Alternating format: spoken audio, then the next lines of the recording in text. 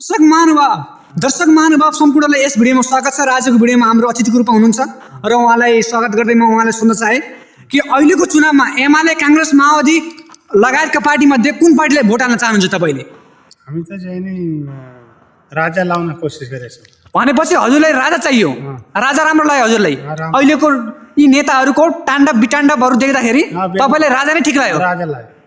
ए भनेपछि यदि देशमा राजा ल्याउनको लागि यदि माहौल सृजना भयो भने, माहौल अझै बढ्दै गयो भने, आन्दोलन राजा ल्याउनको लागि जे गर्नुपर्छ मान्छेहरू उठे भने तपाईँ राजाकै सपोर्टमा उठ्नुहुन्छ भनेपछि भनेपछि यी नेताहरूले यत्रो लोकतन्त्रको लोभ देखाएर केही पनि गरेनन्, उल्टै देशका मेचीकाली लगायतका पहाडहरू बेच्ने, खानीहरू बेच्ने, गलत सन्धि सम्झौताहरू गर्ने, जनतालाई झुकाउने मात्र काम गरे भन्नुहुन्छ तपाईँले? ए ल ठिक छ। अनि फेरि अहिले जेनजीका युवाहरू आफ्नो माग पूरा भएन भनेर सरकारले हाम्रै आडामा बनेको सरकारले हामीलाई चाहिँ उल्टै लात हानो भनेर बालबालिका युवाहरू फेरि मिराज ढुङ्गानाका समूहहरू अहिले मैदानमा उत्रिसकेका छन्। सरकारले हामीलाई उल्टै लात हानो भनेर। भनेपछि तपाईँ पनि अहिले जेनजीकै सपोर्टमा हुनुहुन्छ? हाम्रो जेनजी सही हो, त्यही हो। ए जेनजीकै सपोर्टमा हुनुहुन्छ तपाईँ? अनि फेरि सरकारले धोका दिएकै हो त जेनजीलाई? दियो त के? ए भनेपछि जेनजीलाई सरकारले धोका दिएकै हो, गृह मन्त्रीले अटेर गरेकै हो।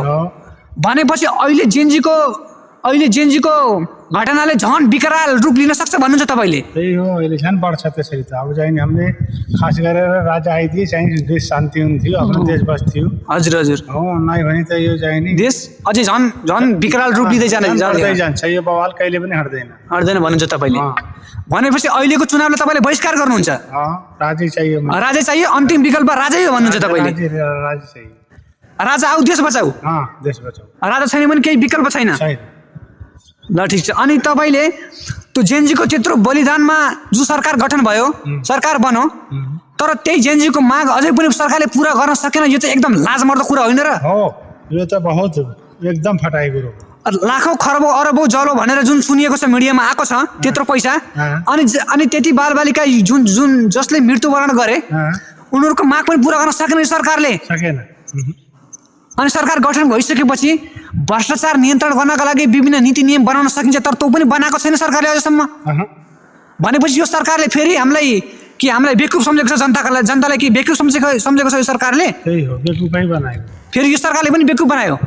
भनेपछि देशमा फेरि एउटा जोडतोड आन्दोलन हुनुपर्छ, यो सरकारले हटाउनको लागि जे गर्न सकिन्छ त्यो गर्नुपर्छ भन्नुहुन्छ तपाईले? त्यही हो। भनेपछि अहिले सम्पूर्ण जसले यो मिडिया हेर्दै हुनुहुन्छ, युट्युब न्युज च्यानल, उहाँहरूलाई तपाईँले आफ्नो मनदेखि हृदयदेखि के सुझाव सल्लाह दिन चाहनुहुन्छ तपाईँले? मैले त्यही हो कि राजा आउने, देश बचाउने, त्यही हो। नै भने यो भन्दा खतरा हुन्छ। नेता त कुनै पनि नेता चाहिन्न।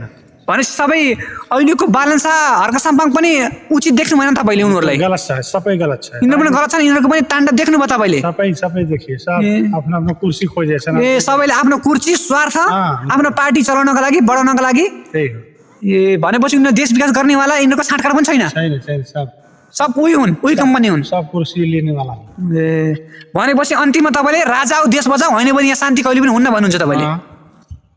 ल ठिक छ, आफ्नो विचार राखेकोमा तपाईँले धन्यवाद।